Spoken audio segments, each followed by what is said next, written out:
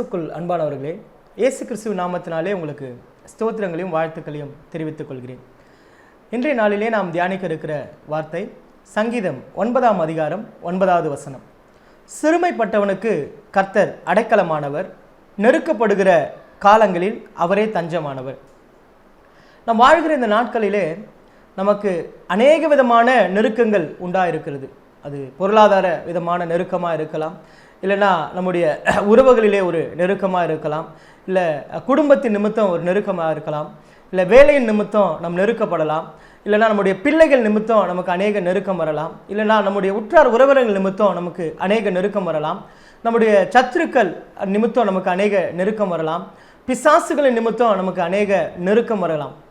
இப்படிப்பட்ட நெருக்கத்தில் வாழ்ந்து கொண்டிருக்கிற நம்மை பார்த்து கர்த்தர் சொல்லுகிறார், நெருக்கப்படுகிற காலங்களில் அவரே தஞ்சமாக இருக்கிறார் என்று. அப்போது இஸ்ரவேல் ஜனங்களுக்கு ஒரு நெருக்கம் உண்டானது. அந்த நெருக்கத்திலிருந்து அவர்களை கர்த்தர் எப்படி விசாலமான இடத்திற்கு கொண்டு போனார் என்று நாம் இன்று தியானிக்க போகிறோம். அது மாத்திரமல்ல, தாவீதுடைய வாழ்க்கையிலையும் ஒரு நெருக்கம் வருகிறது. அதையிலிருந்து கர்த்தர் எப்படி தாவீதை விசாலமான இடத்திற்கு கொண்டு போனார் என்பதையும் இன்று நாம் தியானிக்க போகிறோம்.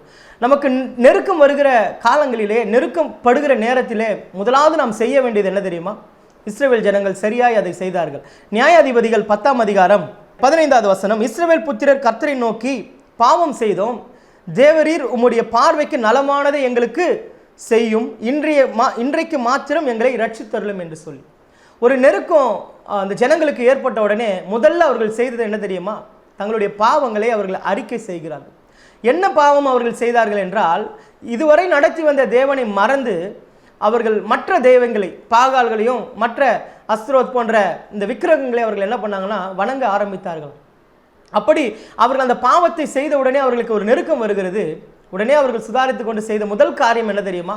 உமக்கு விரோதமாய் நாங்கள் பாவம் செய்தோம். அப்போ நாம் நெருக்கப்படுகிற நேரத்தில் முதலாவது நம்ம என்ன தவறு செஞ்சோம் என்பதை நாம் நிதானித்து பார்க்கணும்.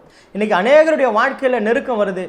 ஒரு சிலர் என்ன சொல்கிறாங்கன்னா, பிசாசு என்ன சோதிக்கிறான், சாத்தான் என்ன சோதிக்கிறான், இல்லைன்னா ஒரு சிலர் ரொம்ப மிஞ்சி என்ன பண்ணுறாங்க, கர்த்தர் என்னை சோதிக்கிறார், அவர் என்னை சோதித்த பின்பு நான் பொன்னாக விளம்பும் என்று யோபு போல பேசுகிறாங்க. அல்லேலூயா.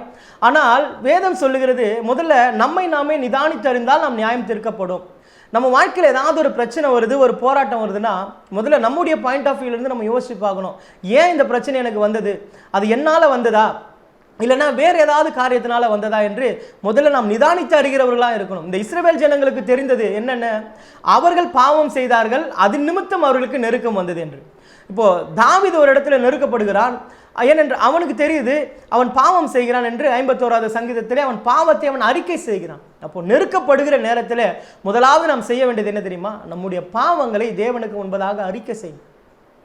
தேவனுக்கு முன்பதாக நம்ம முறையிடணும். ஆண்டவரே, உமக்கு பிரியமில்லாத காரியத்தை நான் செஞ்சுட்டேன், நீங்கள் வெறுக்கிற காரியங்களை நாங்கள் செஞ்சுட்டேன், இந்த ஒரு விஷயங்களுக்கு நீங்கள் இறங்கும் என்று நம்முடைய பாவத்தை நம்ம அறிக்கை செய்யும் போது நம்முடைய நெருக்கத்தை அவர் மாற்றுகிறவராக இருக்கிறார். ரெண்டாவதாக என்ன செய்ய வேண்டும் என்றால், 2 சாமுவேல் 22ஆம் அதிகாரத்தில் தாவீது மிகவும் நெருக்கப்படுகிறான். அவன் நெருக்கப்படுகிற நேரத்திலே கர்த்தர் என்ன பண்ணுறாருன்னா அவனை விசாலமான இடத்திற்கு கொண்டு போகிறார். அதற்கு அவன் செய்த காரியம் என்ன தெரியுமா? நீங்கள் 7வது வசனத்தை வாசிங்கன்னா, எனக்கு உண்டான நெருக்கத்திலே கர்த்தரை நோக்கி கூப்பிட்டு என் தேவனை நோக்கி அபயமிட்டேன், தமது ஆலயத்திலிருந்து என் சத்தத்தை கேட்டார், என் கூப்பிடுதல் அவர் செவிகளில் ஏறிற்று. ரெண்டாவது, நாம் நெருக்கப்படுகிற போது கர்த்தரை நோக்கி கூப்பிடுகிற அந்த பழக்கம் நமக்கு இருக்கணும் பாருங்க. நாம் என்ன நினச்சிக்கிறோன்னா, நமக்கு நெருக்கம் வரும்போதெல்லாம் அது ரொம்ப க்ளோஸாக இருக்கிற ஃப்ரெண்ட்ஸோ, இல்லைனா ஃபேமிலிஸில் இருக்கிற ஃபேமிலிஸ் கிட்டேயோ, இல்லை ரிலேட்டிவ்ஸ் கிட்டேயோ, இல்லைனா ரொம்ப நெருக்கமாக இருக்கிறவங்க கிட்ட அதை நம்ம ஷேர் பண்ணும்போது அந்த நெருக்கம் நமக்கு மாறும். நாமளேவே நம்மளை என்ன பண்ணியிருக்கிறோம், ஏமாற்றி கொண்டு இருக்கிறோம். இப்போ தான் என் மனசில் இருக்கிற பாரமே குறைஞ்சது அப்படின்னு சொல்லி நாமளே நம்ம ஏமாற்றிக்கிறோமே தவிர நம்முடைய அந்த நெருக்கம் கடைசி வரைக்கும் மாறவே மாறாது. மாறாக நம் கர்த்தரை நோக்கி கூப்பிடும்போது அவர் நம் சத்தத்தை கேட்கிறவராக இருக்கிறார். அன்னாளுக்கு நெருக்கம் வருது, மோசேக்கு நெருக்கம் வருது, தாவீதுக்கு நெருக்கம் வருது, இஸ்ரவேல் ஜனங்களுக்கு நெருக்கம் வருது. இவர் எல்லாருடைய நெருக்கத்தையும் கர்த்தர் விசாலமாய் மாற்றினார் என்றால் அவர்கள் தேவனை நோக்கி ஜெபித்த ஜெபங்கள் அப்படி. அன்னாள் தன் இருதயத்தை தேவ ஆலயத்தில் ஊற்றினாள் என்று வேதம் சொல்லுகிறது. அப்போது நாம் ரெண்டாவது நமக்கு நெருக்க வரும்போது நம்ம என்ன பண்ணோம்னா கர்த்தரை நோக்கி கூப்பிடுகிற பழக்கம் நமக்கு இருக்கும். ஜெபிக்கிறவர்களாய் நாம் இருக்கும்போது நம்முடைய நெருக்கத்தை கர்த்தர் மாற்றுகிறவராக இருக்கிறார். மூன்றாவதாக ரொம்ப ரொம்ப முக்கியமான ஒன்று, நம் நெருக்கப்படுகிற நேரத்தில் கர்த்தரை விசுவாசிக்கணும் பாருங்க. இந்த 12 வருடமாய் பெரும்பாடுள்ள ஸ்திரீயை குறித்து உங்களுக்கு தெரியும். அவள்கிட்ட இல்லாத பணம் அல்ல, ஆஸ்தி அல்ல, உறவினர்கள் அல்ல, பிள்ளைகள் அல்ல, அவள் போய் சந்திக்காத டாக்டர்ஸ் அல்ல, எல்லாரும் கைவிட்ட நிலையில், நெருக்கப்பட்ட சூழ்நிலையில் அவள் இயேசு கிறிஸ்துவனுடைய வஸ்திரத்தின் ஓரத்தை தொட்டால் நான் சொஸ்தமாவேன் என்று அவள் விசுவாசித்தால் அவளுடைய விசுவாசம் அவளை ரட்சித்தது என்று வேதம் நமக்கு கற்பித்துக் கொடுக்கிறது. அல்லேலூயா. அன்பான தேவ ஜனமே, நாம் நெருக்கப்படுகிற வேளையிலே விசுவாசம் நமக்கு ரொம்ப ரொம்ப ரொம்ப முக்கியமாக இருக்குது. ஏன்னால் நாம் கர்த்தரை விசுவாசிக்கும் போது எப்பேற்பட்ட சூழ்நிலையில் நாம் இருந்தாலும் அந்த சூழ்நிலைகளை அவர் மாற்றுகிற தேவனாக இருக்கிறார். நாம் சாதாரணமான கல்லையோ மண்ணையோ மரத்தையோ செடியோ நாம் ஆராதிக்கிறவர் அல்ல. இதோ நான் மரித்தேன், சதா காலமும் உயிரோடு கூட இருக்கிறேன் என்று சொன்ன தேவனை ஆராதிக்கிறேன். அப்போ எனக்கு நெருக்க வருகிற நேரத்தில் எல்லாம் முதல்ல நான் பாவ அறிக்கை செய்கிறவனாக இருக்கணும். இரண்டாவது, கர்த்தரை நோக்கி கூப்பிடுவர்களாய் நாம் இருக்கணும். மூன்றாவது, தேவனை முழுமையாய் நாம் விசுவாசிக்கிறவர்களாக இருக்கும்போது நம்முடைய நெருக்கத்தை தேவன் விஸ்தாலமாய் மாற்றுகிறவராக இருக்கிறார். இதெல்லாம் எப்போது நம்மளால் செய்ய முடியும் தெரியுமா?